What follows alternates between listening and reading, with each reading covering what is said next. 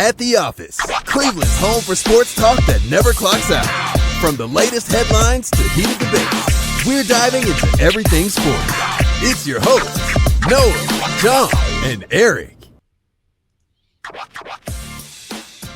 Hey, everybody. Welcome into The Office, the show where we talk all things sports.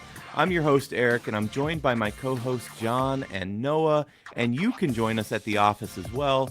Send us a comment on YouTube, on Facebook, or on X, or you could text or call the show at 216-260-3433. That's 216-260-3433. John, Noah, how are we doing tonight, fellas? Doing great, brother. It's good to be with you guys. It is freezing cold, but we got more winter behind us than ahead of us. Pitchers and catchers have reported, and the Cleveland Cavaliers are coming into the playoff push, brother. It's good to be with you. I'm excited to talk some sports. How you doing, Noah? I'm feeling good, man. We're talking Cleveland Cavaliers a little bit. Rumor has it, Javonte Green, nice back-of-end bench addition for the Cleveland Cavaliers in the buyout market coming our way. Feeling really good about it, feeling excited, but we'll see how much he really contributes to the team, right? I think we're pretty well set in our ways after the DeAndre Hunter trade. I'm just feeling good. I'm in a good mood. I've been excited for this show all week because I love talking sports with you two gentlemen. Erik, buddy, how are you? I'm good. Hey, I'll echo what you're saying. I'm so excited. I miss Cavs basketball. I was watching UConn women's before we got on here. And as much as I love my Beckers and my UConn girls basketball, it's not quite the same as the Cavs, so I can't wait to have us back. That said, I'm with you real quick. I'm sorry, man. I go through my ups and downs of being super excited with my Cavs part-time job. And I'm so excited to get back there on Friday for another game just because of the energy around the team. So I'm totally with you I'm excited for the Cavs to be back and to have some Cleveland sports to watch, man. I will tell you one word to the wise. Enjoy the ride. I know a lot of times with a team this good, you're like, well, let's just get to the playoffs and let's just get through the first round so we can just get to Boston and see if we make the finals. Slow down. Shit can go sideways in a hurry in sports and in this town. Just enjoy it. Take it one game at a time and enjoy watching them play. Wise advice. Speaking of, though, are we home Friday based on what you just said? Friday, New York Knicks, national TV, baby. Let's get after it. And it's home. I was just surprised because we play Brooklyn Thursday and it's a back-to-back and that we have to come back here. I just assumed we were in New York. No, it's a home game Friday night against the Knicks, baby. Interesting. All right, let's get into it. We have such a fun show plan. John, what do we have for our first segment, 30-second takes? Yeah, we got all kinds of good stuff coming up for everybody tonight. We'll get into the main topics later, but first one was a little bit of news coming out of All-Star Weekend. I'm sure you guys have seen the clip by now if you weren't watching it live. Victor Wembanyama, Chris Paul just went through this whole thing where they're just like chucking balls everywhere to try to beat the competition. If you haven't seen it, long story short, there's something that says if you don't make the shots at the points in the skills competition where you have to shoot, that you have to take at least 3 shots. But it doesn't say anywhere how accurate or how well-intentioned you have to be when doing it. So instead of wasting time to try to sink a shot, they just took 3 balls off the rack and threw them and ran to the next obstacle. The question I have for you guys, was it cheating? I know you got a clip. Why don't you show it to everybody who didn't see it, and then we'll get into it. For sure. Let's get after it. Oh, he's not even worried about this shot. They're just going for time. Look at this. Oh, my goodness. Yes. Now, I wonder if everyone is going to adopt this. Wait a minute. The crowd is unsettled. Yes. The rules are being shot. Oh, there's some boos. A lot of boos.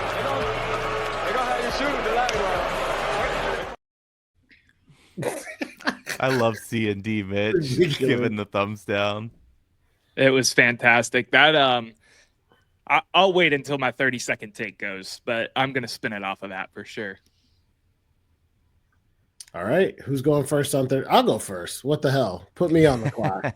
Go for me and coach. No, it's not cheating because the rules didn't say not to do it. If they were too dumb to think of it, then congratulations to Chris Paul and Wemby for thinking strategically about how to win the game. I like the fact that they didn't because Donovan Mitchell was sitting there, and I think they got the win instead. So kudos to the Cavs, but no, I don't think it's cheating if you can exploit and extort a rule. It's on the rule makers to make better rules. I didn't have any problem with what they did. I thought they should have let it count. John, you got to pick who's up next, man. Erik. Eric's gonna go. All right, next. get that clock up there because You'll do our first. I'll use my time to say that Chris Paul is one of the most underratedly unlikable guys in the NBA. He's constantly whining. He's practically invented the flop. That's why they changed the rules on a shooting foul. And yet he constantly tries to bend or break the rules. Glad that this guy has never gotten a ring. He doesn't deserve one. Yes, it was cheating. And most of all, it was cheating the fans. The fans expected more of a show to go out there and compete. It's already a terrible event, and we got that. Terrible. Guess that leaves me, right? So does, this is my exact reaction to that whole thing. Exactly what Donovan Mitchell was saying, because look, it's cool. It's great, John. I share the sentiment. They came up with a brilliant idea, whatever, or a lame idea. The whole issue with NBA All-Star Weekend right now is that it's boring and lame. So having the youngest star and one of the oldest stars in the league go out there and just make one of the competitions look absolutely piss poor, totally not worth it, in my opinion. I don't disagree with either of your takes. I just don't think by letter of the law it was cheating because there's no rule that says you can't do it. I think it sucked for fans. I think it was kind of Bush League. I think it was dumb and made a lame weekend even lamer. All of that is true. Bush League is the way of putting it. When I first saw it, I thought, oh, that's brilliant. I mean, they're just trying to do it as quick as possible. When I realized that you don't have to make the shot, that doesn't matter at all, I thought these guys are smart. But the more I thought about it, it's not doing any service to the fans watching it. Nobody wants to see that. They're just out there. I don't know. I didn't like it at all, and they deserve the booze that they got. Yeah, I agree with you. It was funny in the moment. And then I don't know if you guys saw the clip. I didn't pull this clip, but of the reporter trying to go over and interview the both of them about it. And the NBA, like higher up, was like, go away, because they were so actually upset with Chris Paul and Wemby for coming up with whatever idea it was. And you know what the funny part is, Erik?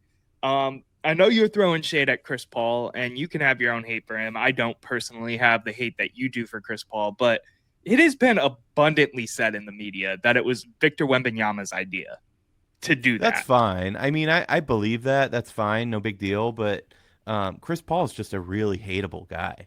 He's just an asshole to everybody, and he always has been. I don't know why anybody likes him. Like, other players in the league do not like him, and there's a reason for it.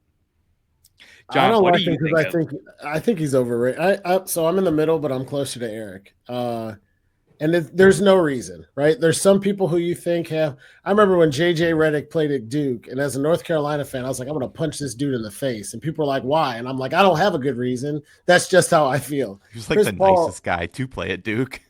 Yeah, probably is. Grant Hill's a pretty nice guy. But anyway, I digress. I hate all Dukies because I'm a North Carolina fan. It elicits the same kind of response from me for Chris Paul. I don't know what it is. I don't know if it's Cliff Paul on the damn State Farm commercials all the time. I don't know if it's them saying, oh, my God, Chris Paul is the best point guard in the league the whole time. I was like, what about like Curry and Kyrie? And people are just giving it to Chris Paul because, guys in the know, there's just something about him where I was like, if he was all that good, he won a championship. I wasn't a huge Wake Forest fan. Like, maybe it's one of 70 things, but I'm mostly with you, Erik. I wouldn't say I hate him, but I could definitely do without him. I don't root for Chris Paul wherever he goes. Yeah, I definitely don't hate him. It's a strong word that we throw around loosely sometimes, but I think that clip of him when he's laughing along with Steve Kerr and he turns and he instantly is like, oh, I'm so fake. I think that sums him up in a nutshell. He's just a fake dude. It's interesting to me because my perception of Chris Paul is different, and maybe it's like the age gap thing. I don't know personally, because I think of like the Banana Boat crew. Do you know what I'm talking about? Mm-hmm. The pipe And dream Bosh of Chris Paul, Bosh, LeBron, Melo, and Wade all playing together. That get I think of that, as like the biggest NBA what if, and Chris Paul being a part of that and wanting to see that on a court, it would have been utter dominance at the time at a certain time period. But that's I don't think a hot insider take. I've heard talked with a couple guys who know a few guys. I don't think it was ever close to happening, but if it was going to happen, it was going to happen in Cleveland. When LeBron decided to finally go to Miami, he was trying to get Wade and Bosh to come to Cleveland because of some deals and some things and the potential of the future of Carmelo Anthony. And some guys said, I'm not going to Cleveland. But yeah, they said if the banana boat thing was going to happen, the most likely landing spot was actually Cleveland.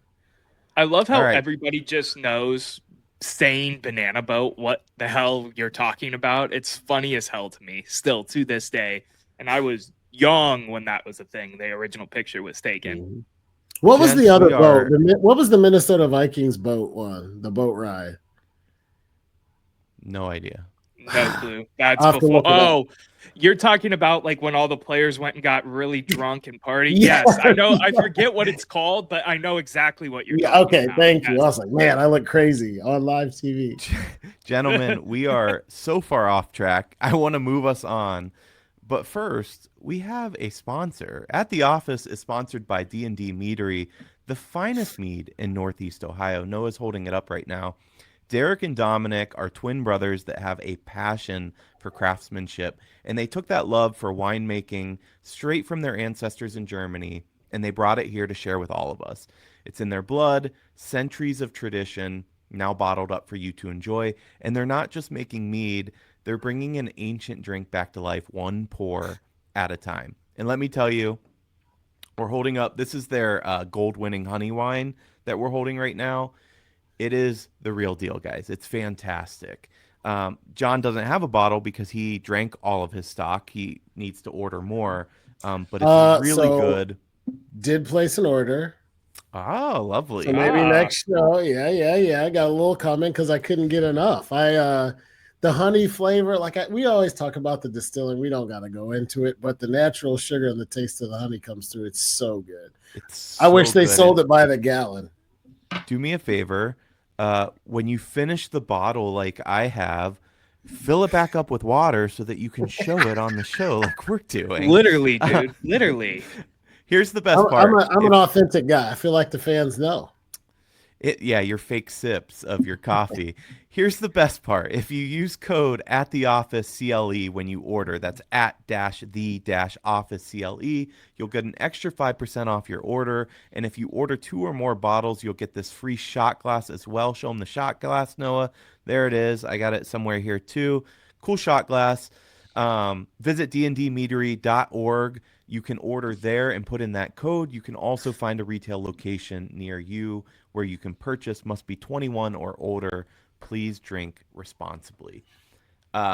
It's so good. Let me just tell you. It is. We're not just blowing smoke. It is so good. All right. Talked about it. We have an awesome show ahead. John, what do we have first? So unfortunately, we've returned to one of the places that as a child was just perpetually our Super Bowl. And that's the Cleveland Browns draft in the top 5 picks because they sucked last year and they're probably going to suck next year. And we don't need to go down the rabbit hole the last 25 years. But we do have a big question. We have the 2nd overall pick. There's only going to be one player off the board out of every single human being draft eligible out of college. The Browns are only going to have one person gone when they get to pick. And I'm getting a lot of stuff. I've been on X. I still can't get used to saying I've been on X. It's awful. I know. It is horrible for sure. I'm not going to turn political, but do something about that, Elon. There's 2 options here that I'm kind of getting from social media and the people in the know. There's a third that's trade down. I don't think that's all that feasible or likely. It could happen. But there's the question of, do we go quarterback? And if so, is it Shedeur Sanders? On all likelihood, it sounds like yes. On the other side, there's tried and true. I get Myles Garrett feels. I also get big money Gerard Warren feels. Abdul Carter. Where do we go? So first thing I wanted to talk with you guys about tonight is with the 2nd overall pick in the draft, where do the Browns go and why? No, why Can we don't you get pause us real quick, John? Yeah. Just real quick, because I want to shout poolside Pat for the shout on the Hartford Yard Goats. Yeah, hell yeah, that's a Hartford Yard Goat hat. These guys know it. I'm really into minor league hats right now, because they're alternate identity. You'll see it on the show for the coming months. Different hats constantly from me, but this by far is one of the best in the game. This is their actual original hat. It's not an alternate identity or anything, and it's so good. I had to debut it today. Nothing beats the Akron Rubber Duck, but I agree. I One was of the gonna best say, and brands if in you- minor league baseball. And if you know Erik, you know he doesn't do anything halfway. If he says he's in on minor leagues hats, it's not just going to be Paul Tuckett and Akron. He's going to have the Cucamongan, Jack Rabbit, Low A Pioneer League. Like he'll I've get got a in there. list that's so long. So long. I follow the MILB. I know we're getting off track, but real quick, I follow the MILB on Facebook, and I consistently send Erik new rebrands as they post them on Facebook. So This dude's just trying to spend my money. He literally constantly sends them. It's because we have the same hat size. So anyone that doesn't fit you, or you don't like, or you want to get rid of, I can just have at that point, right, buddy? I mean, I guess I see the logic there. All right, let's Fair get enough. back to it. Yeah, draft. Not to derail the hat combo. I got a bunch of them up here too. I just don't have one on tonight. Noah, you're GM. You're on the clock. You're the Cleveland Browns. Difference between life and death, playing well and not. Who you taking and why at number 2? Yeah. Actually, hold on, wait, I got you. Music. Yeah. Yes. The answer is Abdul Carter, and it's for multiple reasons. Real quick, before I forget, I want to shout out Poolside Pat again for saying we have a great show. We appreciate you watching us. The answer is Abdul Carter. I get the logic. I get the thought process of, we need to get a quarterback. We've always been a quarterback away. We need to go get a quarterback. You know what happens when you go and you just reach and grab a quarterback in a draft that has been touted by multiple experts now? That is not a good quarterback draft. You end up with Kenny Pickett. You end up with Malik Willis as your starting quarterback. He's a good backup for Green Bay now, don't get me wrong. And that was a 3rd-round pick, let me add. If it isn't a good quarterback class, you don't force it. And I think that is the sentiment that a lot of Browns fans, myself included, because I've bought in, I've bought out, I've been in and out, off and on, whatever you want to say with Shedeur, and Cam for that matter. Listen, I think both of these guys have a chance, right? But you're talking about being able to replace Myles Garrett, not fully with Abdul Carter. There's no replacing Myles Garrett. But getting one of those cornerstone pieces you need in a year where there's ample space to go and get them. The pick is Abdul Carter, in my opinion. I know that's going to ruffle some feathers, so I'm ready to hear what you guys have. I can't disagree more. I cannot disagree more. Let's go, First of all, you're talking about going and getting a guy to even say he's going to replace Myles Garrett. That's I did nuts. not say that. I did not say that. I said he was going to be a filler in the position. I said there is no replacing. A cornerstone moving forward. That's First what of all, this guy's being Abdul touted. Carter is not a generational talent.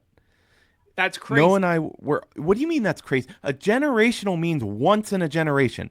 That guy is Myles Garrett. It's the same generation. Okay. I digress. DJ Watt. I concede on that. Continue. Why slightly different? Yeah. My point though is that we had that once in a generational player in Myles Garrett. It didn't win us ball games.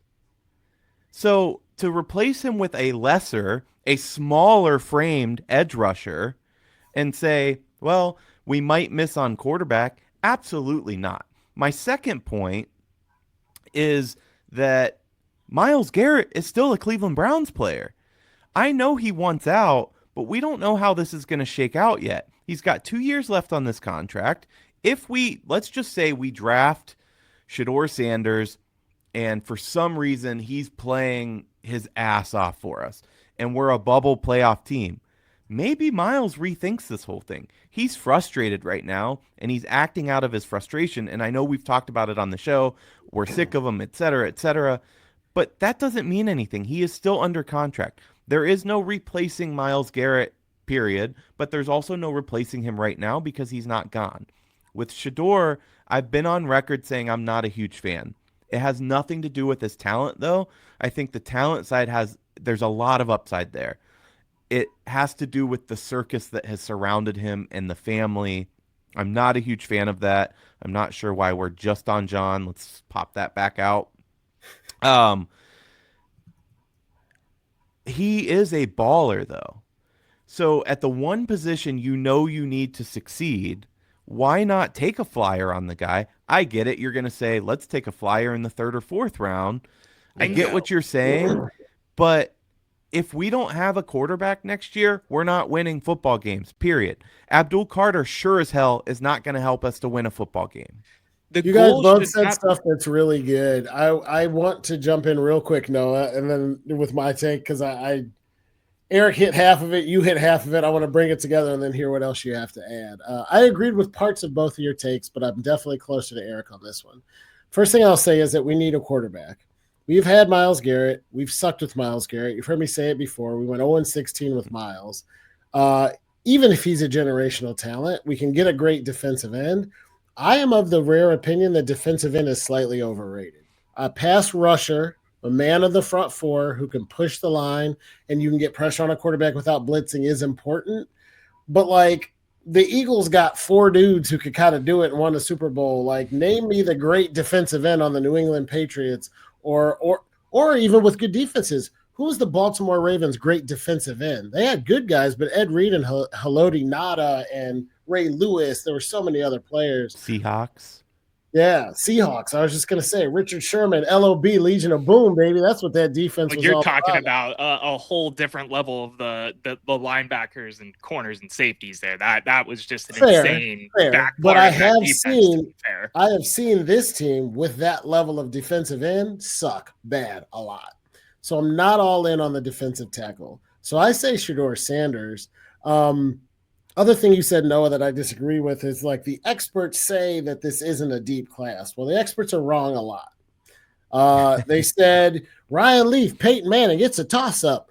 Doesn't matter who you take. Well, it mattered, right? Like, every year there's somebody who's good. Washington Commanders get really good because they get a good quarterback. Somebody else doesn't because they don't. Right. Wasn't supposed to be a good draft for quarterbacks, and there's somebody there. Do your job, do your research, find your guy, draft him, and you're not going to win in this league without a quarterback. We have to have a quarterback. And the only thing I disagree with you on, E, if he has the talent, who cares about the circus? You took Deshaun Watson and paid a big roster, the most in NFL history, for him to suck and be hurt all the time and have 30 women come out of the closet and say he did nasty things to them. You think Deion Sanders' son being here is going to be a media circus? Like, we had LeBron with twice, and he came back to Cleveland. Like, bring on the circus. If the dude can ball, let's just do it. I don't disagree with you. That's where I was. I've moved past that. I'm all in at this point. Gotcha. Noah, you were going to jump in. Yeah, my thing is, here's my first counting point. When we talk about a bad NFL draft class for quarterback, name me one time an expert has been wrong there in the last 20 years. Name me a draft class where they're like, this is a bad quarterback draft class, and they were wrong. They probably said it last year with Jaden Daniels. Yeah, I was just about to say they did not. Caleb Williams, Jaden Daniels. The only person that was a question mark in that whole top half was Michael Penix and Bo Nix, which Bo Nix had a good season. I get it. They totally. They said that the Josh Allen, Baker Mayfield draft wasn't as loaded as quarterback. They said one of these guys. That's not true. There was 5 guys in the first round that were going in the first round there. So I guess rephrase the question, because there's going to be 4 quarterbacks to go in the first round this year too. That doesn't mean. No, there's not. There's going to be 2, maybe. Yes, I can't say maybe. Shedeur and that's it. Who else is going in the first round? I think it's probably just those 2. You want to bet a meatball? I'll bet 2 meatballs. You can pay for my meal. Shake, shake, shake. Shake, shake, shake. You don't think in the entire rest of the first round of this draft that a single quarterback is going to go off the board? Watch what's going to happen. Now that I said that, someone's going to have an absolute stellar combine and someone's going to climb to the back end. I already shook My on point. it. I'm not going back on it. Listen, But I think we're getting off track though. Yeah, no, the point of what I'm saying, you don't just take a swing when you have the level of talent that is at the front end of this draft. There are plenty of players. If it's not Abdul Carter, fine. What about Travis Hunter? What about Mason Graham? There are plenty of players here. What's the If point? You're going to have Joe Thomas on a losing team for the next 10 years? That's the point ridiculous. is we're going rebuild, Eric. We're not. That's the point. The Browns said unequivocally they're not going rebuild. Now, I think they're full of shit and they don't know what they're doing. So let's not go down that line. If we are actually rebuilding, then rebuild and go ahead and start taking other players. But I am telling you, the Cleveland Browns have had a Pro Bowler at every damn position except quarterback since we've been back, and we have sucked. I've watched Braylon Edwards and Kellen Winslow and David Njoku and list. Anthony Henry, Dalen McCutcheon, Josh Cribbs. I've watched people. Phil, goddammit, Dawson. We've had punters who should be in the Hall of Fame. We have had great players. His face is getting as red as his jersey right now. We have had great players at every position in this football team except quarterback, and this is what it's got you. So keep taking goddamn defensive tackles and defensive ends, and when we go 3 and everything again next year, I'm going to go, how did that work out? Even though bingo, but hold on. We have a comment on – hold on. We have a question on Instagram. Michael said, what's your guys' take on the fact that Colorado didn't beat any ranked teams? That's a part of it too. That goes right back into my argument is the level of quarterback that you can get. You've got to look more farsighted than just next season. They're going to suck next season. We should all accept that already. And if we have to track Kirk Cousins, Jacoby Brissett, Kyle Trask, who cares? That's totally fine. But you need to when you get to a position where you will have the number 2 pick, you don't draft off a positional need. You draft off of what is the best player available. And in any other draft other than 2025, Cam Ward, Shedeur Sanders are not top 10 picks. They are mid to late round first rounders. For the record, what you stated is not fact. There are 2 philosophies. You either take a positional need or you take the best talent available. That's the 2 general philosophies going into a draft. Listen, first of all, in regards to them, Colorado not beating ranked teams, it takes 11 guys. So that doesn't bother me. I don't think that Travis Hunter should be as valued. You're talking about potentially him over Shedeur. I think that's crazy, honestly, especially for a guy that's not playing both ways in the league. Heisman over a guy who didn't perform. The Heisman does not mean anything. Troy Smith won the Heisman Trophy. Where's he at in NFL records? Charlie Ward went and played for them. I want to know where you guys are tipping the Shedeur Kool-Aid, because I apparently need some, because I don't get what we're so in love with. Because we're not in love. You're missing the point. The point isn't we're in love. The point is stop doing dumb shit and do something that's going to make a difference. If we have the best, I swear to God, if Abdul Carter is Lawrence Taylor, the Browns win no more games next year. And the reason I know that for a fact is we have him on this team. His name is Myles Garrett, and we didn't win any more games this year. We were terrible. So instead of going around and going, oh, this is great. Oh, this is great. We can get this good guy and this and this and this. There is one position in NFL football that's the difference between being a Super Bowl contender and not, and it's quarterback. If you have one, you can win. If you don't, you can't. So I don't care how good Abdul Carter is. If Abdul Carter is the greatest defensive lineman in the history of the league, I would rather take Shedeur, because if he's even decent, we're back. And if Abdul Carter's a Hall of Famer, we're not. That's where I'm at. So you're telling me, both of you, you would rather take a swing at a Shedeur Sanders, a Cam Ward, and it blow up in your face completely. Deshaun Watson 2.0 minus the off the field baggage, right? Because I don't think either of those guys have poor character. You would rather do that than add a piece that helps you with your future when you can go into a draft like next year and add a quarterback from a class that is more perceived and can be 10 times the quarterbacks that we're looking at this year. Who? Aller? You want the guy from Penn State that isn't clutch? I mean, You're come on. talking It's a Manning, swing no matter you're what talking- when you're talking quarterback. That's the reality. And Right, you but guys there's a are also difference between forgetting you guys are also forgetting that there's two sides of this coin. Goal 1A is to win. Goal 1B is to sell shit. It's to sell merchandise. It's to sell ass and seats. And they do that better with Shedeur. That's true too. That is true. No, I'm not saying you're crazy. What I'm saying is I have watched the Browns draft with your strategy for a long time and never get anywhere.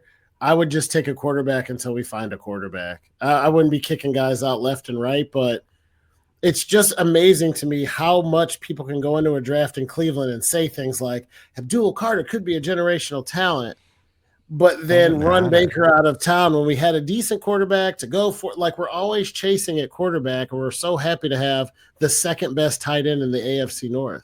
Like, we have to have a top 5 quarterback in the NFL to have a shot, period, the end. Abdul Carter doesn't play quarterback.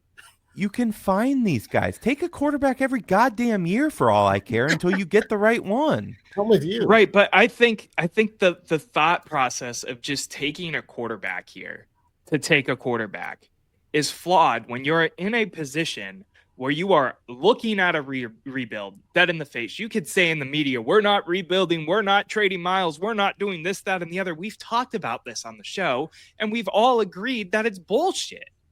But there's a caveat there. Mm-hmm. If you are a guy away, if you think the roster can compete, but we have no quarterback, then they're in a weird, like, they're in the upside down Stranger Things universe, because what are you supposed to do? You have potentially a roster to compete, but if you don't have a quarterback, you need to be in a rebuild. So they need to pick a lane, basically, and stick with it. So, and this is how I'd rephrase your own question back to you, Noah.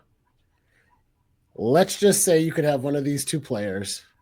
They could both be good or they both suck, but let's say they're both good. If you have Abdul Carter and he's as good as you think, how many more games do the Browns win next year?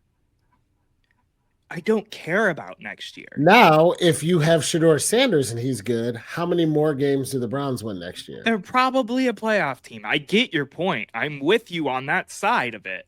So you would rather suck and not go to the playoffs. You're talking about putting together a parlay with like plus 200 odds, or putting together a parlay with plus 2,000 odds. How does drafting Abdul Carter set us up for organizational success in the future? Because we've seen it. We've done it with Miles. We've done it with Joe Thomas again and again. And I won't name them all because John already did. So we've been down that path. So it doesn't get us any closer to the goal. That goes into the organizational dysfunction that is the Cleveland Browns. And they have shown to me, whether you like Andrew Berry, you like Kevin Stefanski, you hate them, you want them fired, whatever, that they are committed to trying to not be an organizational mess that fires people after one bad season, right? Now, if they have a bad season next year, they're both gone. I agree on that too. But I firmly believe adding a piece like Abdul Carter to a roster that is looking to compete, not right now at Huntington Bank Field on the lakefront, but Huntington Bank Field by by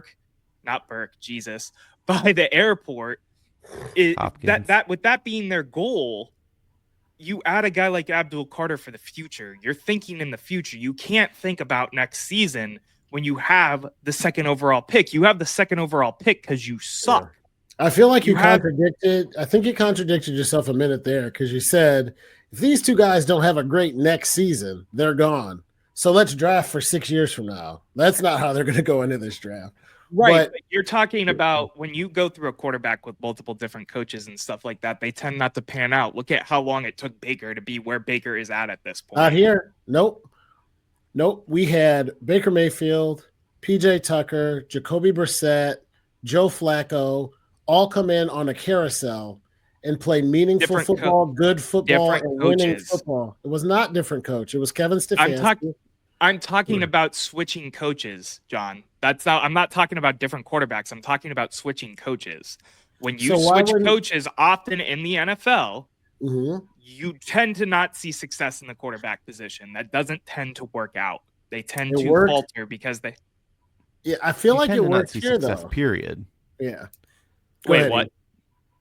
You tend to. There's studies out there. You can look at win-loss, but when you change coaching, you don't just get better because it's not coaching. You have a bad team, and that takes draft picks, etc. So I don't think you could put it either way. Listen, I think the three of us, I think two of us are just diametrically opposed in philosophy to how to make this team better. Because preparing for 6 years from now, John and I, we don't think that does anything. We've seen it. We've tried it. It hasn't worked so far. But continuously taking a swing at a quarterback is also going to get you that same result. So what does it matter? Why wouldn't you rather get the better prospect? That is a complete total fallacy of thinking. Because you took a swing and missed means that if you swing again, you'll miss. Is like the definition of a fallacy. Yeah. You can win. You can be wrong 99 times. You only have to be right once. And this team just needs a quarterback. You talked about it already, how dysfunctional they feel and sound and look. If we get the next, I'm not even talking about like Tom Brady. If we get the next like Joe Flacco, it's going to feel so different. Not Joe Flacco for the Browns. Joe Flacco when he was in Baltimore, but for Cleveland, like a good quarterback who you can win with. It's going to feel so different and look so different. And Stefanski's going to be so relieved that even in bad years, as long as we're healthy, we're going to be right there. Like we do have the talent on the roster that we did 2 years ago when we competed. Abdul Carter doesn't help. I guess there's two lines of thinking. The question is, and what Noah's getting at, do you want to be a borderline Pittsburgh team that makes the playoffs but doesn't do anything? I think we all say, I mean, yeah, I want to make the playoffs, but I think we want to win. But let me leave you with one other thought. Before I do, Michael on Instagram said, as a Giants fan, I pray we don't take Sanders at QB. Giants fans don't need to talk about quarterback right I know, now. right? There's I mean, another you hit on wrinkle Eli, to this, but it though. hasn't been exactly murderer's row up there either. But fair point. I like it. There's another wrinkle to this that I want to share with you guys, and that is the fun factor. Hear me out. I'm not a Johnny football fan. You know, I know Noah was a Baker bro. You could talk about how they were bad moves for the organization, but damn it, we had fun along the way. It was fun watching Johnny football. It was fun watching Baker. That's all I want to be entertained. I want to win, but I want to be entertained. So if Shedeur brings that, he can compete and he can make a playoff run and he can entertain me.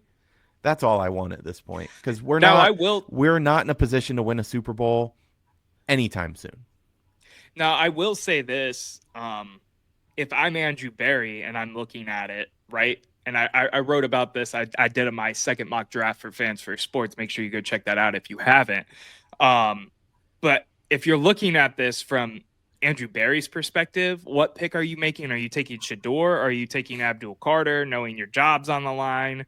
You're probably taking Shedeur Sanders. So I get that mindset. Like I've been both sides to this. But when you want to think about the future outlook for this team, say I'm in the chair and I know I have 5 years of job security, 10 years, whatever it is, I would rather take Abdul Carter this year and go after a quarterback next year. Yeah, you're burning. I know you're I don't want to the get too caught let me finish real quick, John. Yep. You're burning the 2025 season, but I've burnt so many. This team has burnt so many seasons at this point. You could still take a swing on a guy like Will Howard, who people really like to fit in Kevin Stefanski's offense. I think he is a good fit for Stefanski's offense. Is he a backup? Probably, but we don't know yet. I just think if you're looking at what is best for the future outlook, not exactly the safest, but safer than just taking a swing on a guy that might be a 15th, 16th, 17th, or later overall pick in future drafts, you take the guy that is a bona fide top 5 pick in a majority of drafts. That's just me. I feel like you're contradicting yourself a little bit on the point, and I'm trying to understand it, not calling you out for semantics, just First of all, no GM, nobody in the National Football League ever in the history of the league has had 5 to 10 years to do anything. So if your thought process I was is, playing devil's advocate there a little bit. You're getting into the Senate. You know what I'm trying to say. Yeah. But I go ahead, E. What were you going to chime in with? I was just helping Noah out with semantics, but Semantics, listen, I got it now. If you believe as the Andrew Berry is like the CEO of the team, right? If you believe that you can turn this organization around, that you are one of the key pieces to organizational success, then he's going to have to take Shedeur to stick around. If it would be worse, he takes Abdul, they suck, we fire Stefanski, we fire Berry, then I think that's worse for the organization, honestly. I'm looking at a real macro level here. Yep. You're I agree. So you're in 100%. favor of taking a swing at Shedeur. I don't know. You could get volatile and we could go back and forth with this all day. We basically already have, right? Where does it exactly fall? Either way, I mean, if Shedeur doesn't pan out, they get fired. Abdul Carter, they probably get fired if they don't win more than 5. It's a tough situation to be in. Hence why I say if I'm Andrew Berry, I'm probably taking the swing at Shedeur, hoping it saves my job. If I'm looking at it from the outside in with the knowing of job security that you don't get in the NFL, but in this scenario, I have it. Is that better for you now, John? Sounds good, buddy. You know me. Words matter. I will say one. Then I would take Abdul Carter. That is my point. Michael on Instagram Live said Abdul Carter all the way and sign Cousins who will ball out in Stefanski offense. I don't completely disagree with that. No, the key there is signing Cousins. So there were two things I was going to wrap up with real quick just for my piece of this. One is we're talking about this in a vacuum.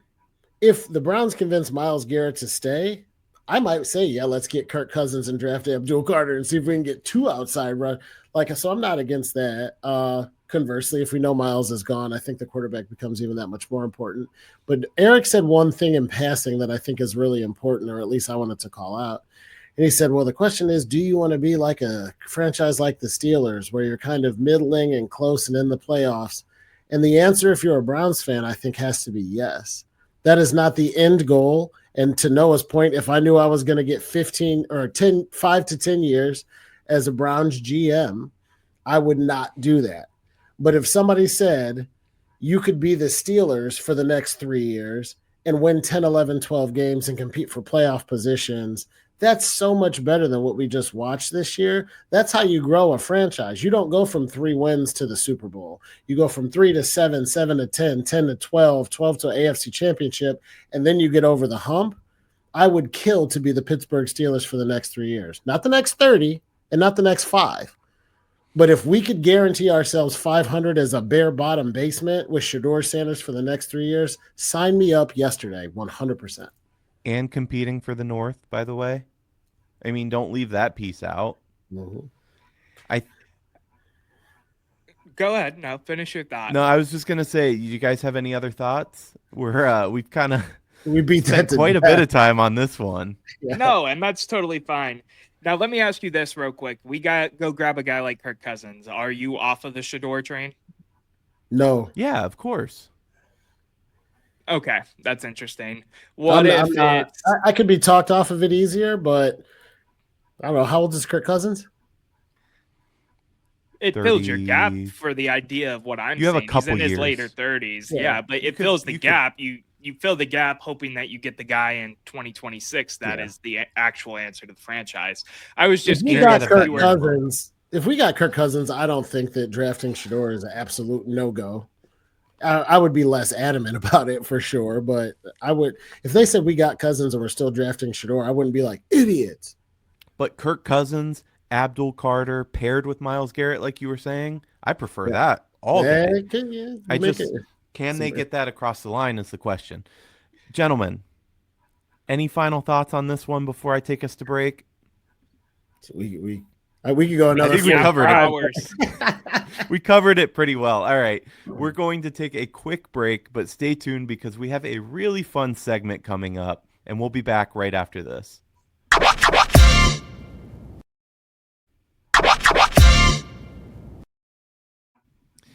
Welcome back to At the Office. If you haven't already, make sure you hit that subscribe button on YouTube and check us out on Instagram and TikTok. Shout out to Fans First Sports, our parent network. We couldn't do this without their support. And get in on the action. Get some At the Office merch. I know you guys have some merch right there. There's a coffee cup. It's cold out there. Get something cozy. Go to attheofficecle.com. That's attheofficecle.com. All right. We have something fun that we put together. John, why don't you lead us in and give us an idea of what we're doing? Yeah, and typically I would tee it up with a little bit of background and history, how this came about, what was going on. This was random as it gets. We were sitting around one day talking about something months ago. Shit blew up at the NBA trade deadline, the NFL, the Super Bowl, Travis Kelce, Pat Mahomes, three-peat. Like, we just couldn't get it in, which is great because there's no such thing as a bad week in sports when there's news. But we were talking, like, back before it was 6 degrees outside, about the role refs play in games. You got the Tim Donaghy thing. As Browns fans, we always remember every bad call we ever got from every season because they're always out to get us. We were like, what are the worst, right? And maybe the best, but like when you think about over the course of your sports fandom, what are the best and worst moments for refs? Because I always was taught, I reffed hockey when I was little, and I ref really little kids when I was like 12, 13, 14. But even from a young age, they go, the best refs are like offensive linemen. They don't know your name. They don't talk about you. You go out and do your job, and there's no reason to know that, you know, that's Angel Hernandez behind the plate because you do your job at a high enough level that you never get mentioned. So the goal is to not be infamous if you're a ref. But we know it happens. And with that in mind, the question is, and Erik, I'll have you go first on this one. What are the worst and best referee calls and moments in sports history for you? So the way that I looked at this, I wanted to pull one from each of the 3 major leagues. Sorry, hockey, I left you out, but America has 3 major sports leagues, so I chose one from each. The first one, I'm going to get mad just talking about this because this has been stuck in my craw since 2018. The Browns are playing the Raiders. It's at Oakland. You got the baseball field on the field, the old Oakland, before they were in Vegas. And they had wrapped this game up. They essentially needed a first down in order to finish out the game. And Carlos Hyde, the Ohio State running back, was the Browns' back at the time. He gets a first down. It's called a first down on the field. Game over, right? Well, they review it. They call it back. He was short of the line to gain. And the game would eventually go into overtime, and the Browns would lose. It was like a 42-40 kind of game. Like, it was a massive scoring game. It was interesting. I want Noah to roll this clip. First of all, I apologize for the quality because I think the NFL has scrubbed the internet of this so that nobody can see it. But thankfully, we have a Browns fan out there that recorded his TV, so we have the clip. Let's roll it. Change is enough to change it. That's just Carlos Hyde fighting. Look at him fight for those extra yards. It's definitely an unofficial line. It's superimposed. So, as they said on the clip there, the line was unofficial, but they looked at it 10 times. The announcers, he got a first down. It was so clear it was a first down. They review it, not a first down. Raiders go on to win that game. I know, John, you're going to talk about another infamous moment in Cleveland Browns sports refereeing, but how you can have like clear empirical evidence, like that's clear as day. I don't know if you guys disagree with me, but that is clear as day. There was some arm down. You would have to move the angle, but I remember watching it live and being blown away that they blew this call. And it was one of those seasons where, I don't know if you remember the 2018 season, but we were losing every game that we lost by like 3 points. They were all like right there. It was a weird, It was Like so we could have close. been. It was such a weird season, and to lose like that because of the refs, I'm still angry about it. Like I'm getting hot thinking about that. I remember being angry about that moment too. I was watching it. I remember it clear as day. I was watching it at my parents' house. Me, my stepdad, my mom were literally dropping F-bombs at the TV as soon as they were like, this call is overturned. That's the craziest part to me, is the fact that they called it a first down on the field, Right. reviewed it, and brought the chain out and said, not turnover on downs or fourth down or whatever the hell it was. And we end up going on to lose that game. It's nearly as bad as that Michigan game where they gave Michigan the first down when it was clearly short. Like he moved the ball. You guys remember that? And then the whole ball doesn't lie. He fumbled on the next play. It's almost as bad as that. Yeah. All right, but imagine you're a basketball player. Let me put you in the shoes, right?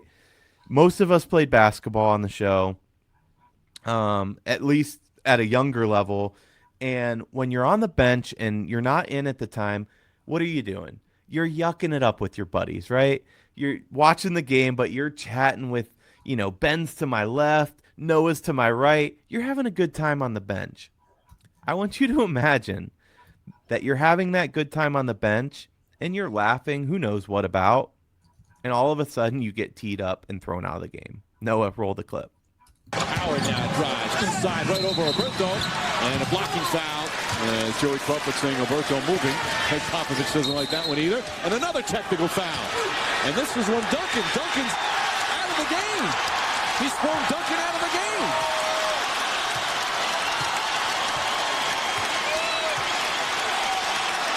Crawford now walking over. That's the second technical, which is an automatic ejection. As we've been showing you, Duncan's been laughing. Maybe Crawford felt he was showing him up by constantly.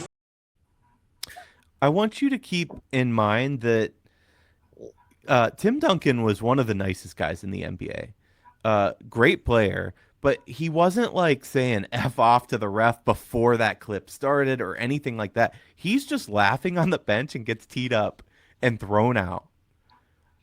That clip was insane to me. I obviously did not see it in real time.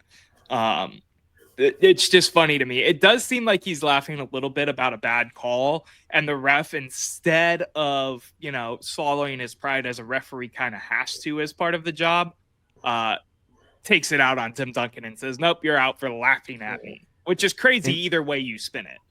NBA has had that over the years where the refs take over a game and just eject people for no reason. It seems like they have the most latitude sometimes, which is interesting. There was a part of that clip though too, and I think I was watching that game live too, which is wild. Noah, you missed some really good basketball with those Spurs teams. For sure. You had Manu Ginobili as coming off the bench as sixth man that would start for like any team. Yeah. Anyway, they were good. Part of that clip that I questioned too is towards the end. When the players are kind of standing around like confused and Tim Duncan hasn't left yet, there's a cop that like interjects himself into that scene and is like saying, come here kind of thing. What are you doing? I don't think it's your job to ensure that he's escorted off promptly. I don't know. I found that strange. It was weird for sure. Just to be clear too, I was around when Manu Ginobili was a part of the team and Tony Parker, and before Kawhi. I do remember some of those teams. But we're talking you watched about when you were 6. That I was like, I don't know, 10 or 11. They were starting to phase out at that point. I was gonna say, to be fair, when the Spurs first came on with Popovich and all those guys, you had to be at least too young to remember it well, if not. Yeah, I was like towards the end for sure, but early on, like I remember those teams though for sure. Go ahead, Erik. I got one more, and I think this is the worst referee moment in sports history. Honestly, I was a pitcher my whole life. I grew up playing baseball, and when you're a kid, you're in the basement alone. I was an only child, but you're in the basement alone, and you're working on your pitching and you're pretending that, it's normally like game 7 of the World Series and it's the final out kind of thing. Or maybe you're pretending that you've thrown a perfect game and you have one more out to get. Well, in this case, it was a perfect game and they got that final out, except maybe not. Roll it. Ground ball, right side. Cabrera will cut it off. Galarraga covers. He's out. No, he's safe. That still pains me to this day. And I do want to give credit to the ump there. Jim Joyce blew that call, and it is what changed. That's what added replay in Major League Baseball. After that, the next year, they implemented it. But to Jim Joyce's credit, he was tearful. I mean, he was so apologetic that he blew that call. It wasn't like trying to interject himself in the moment or anything like that. He just missed it. But to tell you how rare a perfect game is, I still can't believe less than 30, right? All over again. Yeah. I still can't believe that MLB didn't just retroactively award him the perfect game, because so they didn't, but they did. Everybody else did. Chevy gave him. He's not in the record books. No, Right. no. Where But Then he doesn't still have a not perfect game. Yeah. Yeah. That's like saying everybody says. Slow down. I didn't say it was okay. I didn't say it was right. All I was trying to say was that some company had $1 million bonus to somebody who got a no-hitter. He got the mill. And Chevy said they'd give a Corvette if anybody threw a perfect game, and he got the Corvette. I wasn't going to say it was okay. None of that matters. It does matter. It just doesn't. No, it doesn't. It's like saying that, everybody. Hold on, let me finish. Everybody thinks. I'm talking. Everybody thinks. Hold on. It's like saying everybody thinks because of extended games, steroids, etc., that Babe Ruth should be the true home run king. Well, he's not. He's no longer in the history books as the home run king. It doesn't matter if they retroactively gave him a Corvette. He's not in the history books. It does not matter. The main mattering point. The biggest point is the record books. It's not the only point. I think if I said, hey, Erik, would you rather have $1 million in a Corvette or not? You wouldn't say it doesn't matter. But I get what you're saying. This is a Major League Baseball player. He probably already had the Corvette. He probably wanted the record. Yeah, I agreed. I'm sure he wanted the record. Worst ref moment in history. It was bad. It was bad. So I took this a different route. Well, we'll get to the Browns for a second. Of course, the football guys got to spin it back to the Browns before we pass it off to John. Actually, both of mine are from football. This is the worst, best ref moment to me in history. Let me roll the clips. Intentional grounding. Offense number 7. It's a 10-yard penalty. I'm talking to America here. Excuse me. It's a 10-yard penalty and a loss of down.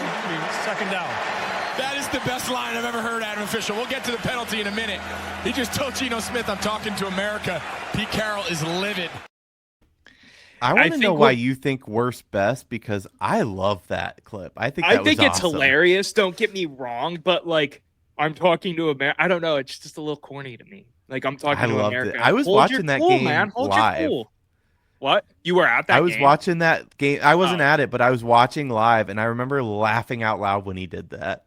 It's definitely funny, and I wanted to take it a lighthearted route before we get back into some of the doom and gloom and pain that we have to deal with the name that is across my forehead and my T-shirt. That's fair. So let's go into the next one, right? Because the next one still pains me to this day. I think it was a franchise alterer for the Cleveland Browns. Let me roll the clip. First half defensively allowed the fewest points, but the Browns are trying to defy that as they hit at the 5 to Higgins. He lost the football as he reached for the pylon, and they rule it a touchback.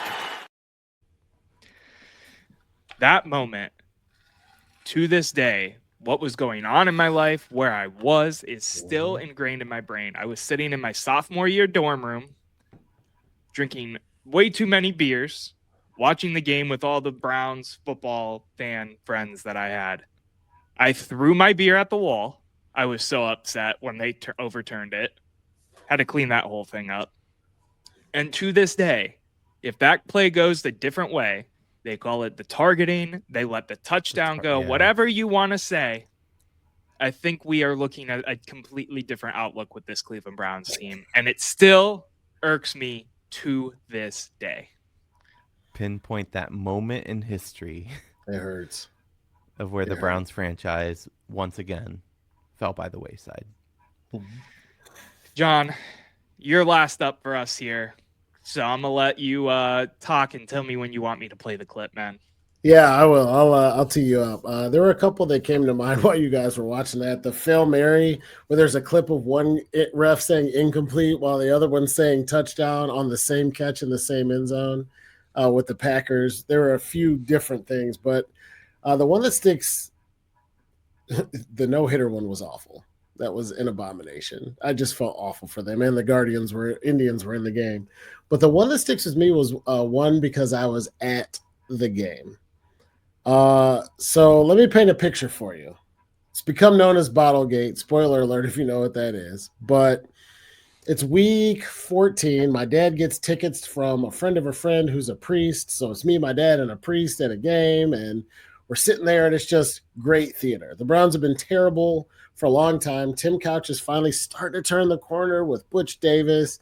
Browns are 6-6. They need a win to keep their playoff hopes alive. And Tim Couch has been getting killed his whole career, and he actually looked like a functional quarterback. Side note and hot take, I think Tim Couch would have been great if we had a non-expansion team with an offensive line. I think it would have been a pretty good quarterback. But neither here nor there. We're down 5.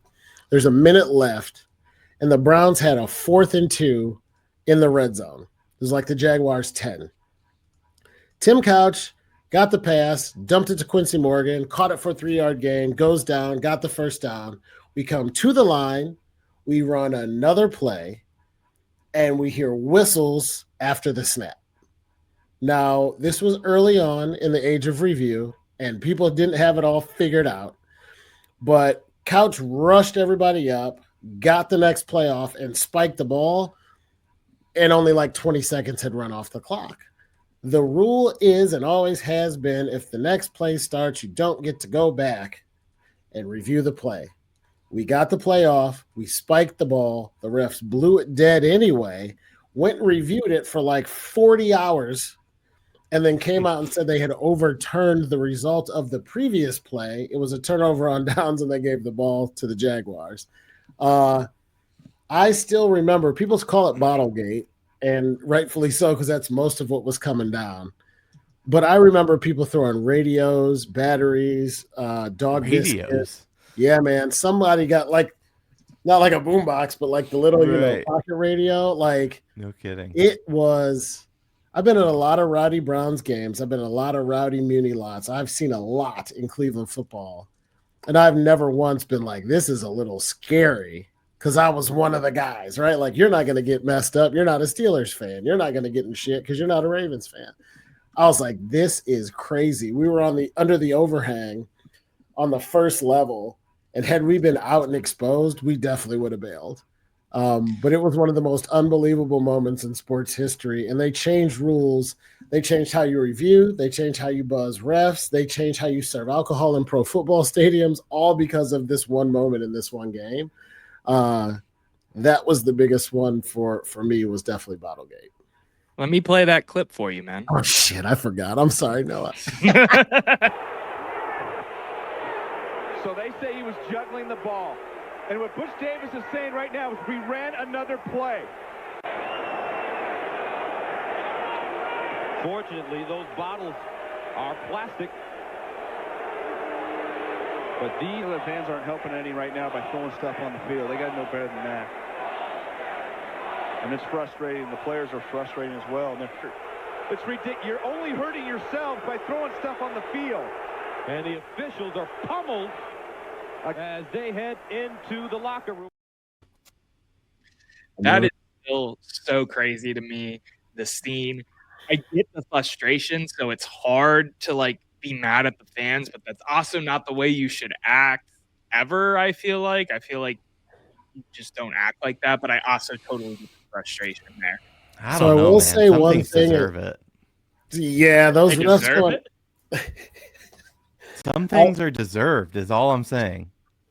I'll tell you something else, Noah, that'll blow your mind, but this is where the old man gets to tell the young kid how you guys are turning into a bunch of, sissies who can't handle stuff, and stuff used to be different when football was a man's game. I grew up going to games at Municipal Stadium where there were no rules. People would carry kegs in dog houses, throw Alpo cans and dog biscuits. My dad played football at Benedictine in Miami of Ohio, about 6'9", 275. he had a part-time job working the Browns games on the visitors sideline. Got to meet Mike Ditka, Bill Cowher, the list goes on and on. The number of things he told me he got said to him and thrown at him as he was walking the opponent players off the field at the old stadium would probably make your hair curl. I kid you not. Like, that was, if that whole scene happens in 1978, we probably don't even know about it. Like, pro football was different in the 80s and 90s, early 90s. I just don't know how else to say it. It was wild. This wasn't the early 90s, though, to be fair. This was post-expansion, and it's just crazy to me. I mean, this was early 2000s. What did I say? I said post-expansion. You said, yeah, I thought you were comparing it to early 90s. Anyway, this was a spillover. Yeah, not too long after that. So yeah, that point doesn't matter. It's still, to me, like, I don't know, man. That's another rough moment as a Cleveland fan to look at. It's up there with the Deshaun Watson cheering, booing, whatever you want to call that moment. Oh, the injury. I think on the injury. I think it's just a rough moment, man. It is a rough look for us as a city who is a passionate fan base that I don't think typically acts super out of character, but there's definitely examples there in history. Yep. Gentlemen, we've had a fun, really good show, and I think it's time to wrap things up like we always do, which is final thoughts and takes. John, you've been hosting all these segments, so why don't you go first with your final hot take? Yeah, and there was thanks, E. Shout out to the other Erik with a K, Erik S., who commented this. He almost damn near stole my exact thunder.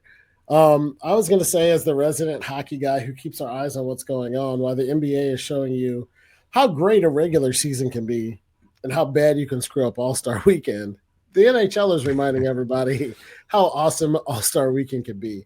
When they broke into the 4 countries, I wasn't 100% sure how it was going to go, but watching the United States and Canada drop gloves 3 times off the opening face-off in that matchup, and then the USA go on to win 3-1, and how it teed everything up for the weekend, that was really exciting and really fun to watch. And I spent most of my week not watching actual All-Star Weekend, but watching Kobe and Stephon Marbury go back and forth, or Jordan and Iverson go back and forth, and remembering what the All-Star game used to be.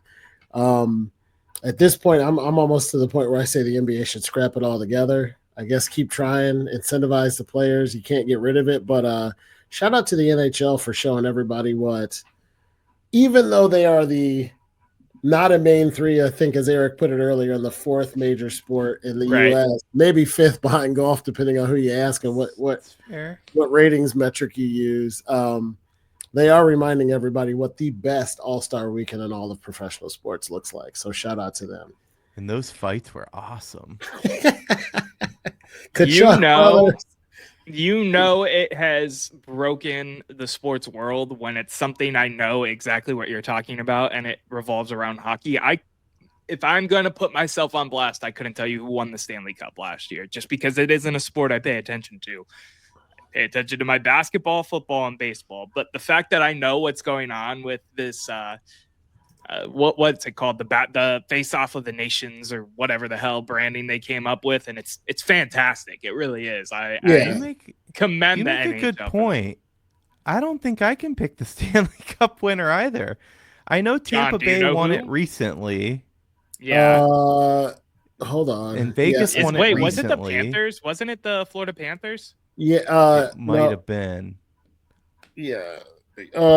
Florida. It was Florida. Okay, look at me. I do know my outside of the major 3 and college football. The reason I paused is because I played Edmonton. I was rooting my ass off for Edmonton. I don't really have anything against Florida, but I digress.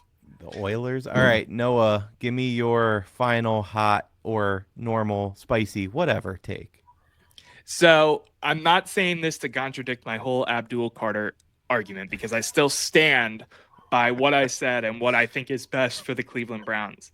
I will say, however, as my hot take, because it makes it hot with what I said earlier in the show, it feels great to be wanted by a quarterback at the very least. All of the courting he's done, talking about how he plays with us in Madden and how he's excited for his first.